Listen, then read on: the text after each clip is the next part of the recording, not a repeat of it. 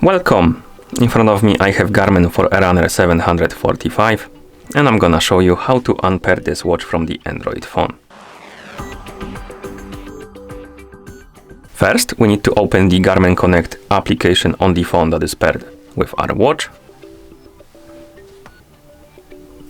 After you open the application, you can tap on the More icon or Menu icon to open the menu, then scroll down, tap on Garmin Devices. Now you can select the Garmin Forerunner 745 from the list of devices connected to your phone or account, and once you select it, it will open the device page for your watch. Now tap on the More Options icon in the top right corner, tap on Remove Device, tap on Remove, then tap on Settings.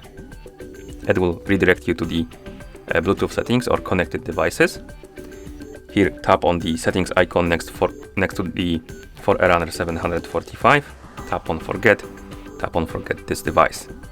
And once the device disappears from here, you can close the settings, and at this point the watch is unpaired from your phone. Thank you for watching. If you found this video helpful, please consider subscribing to our channel and leaving the like on the video.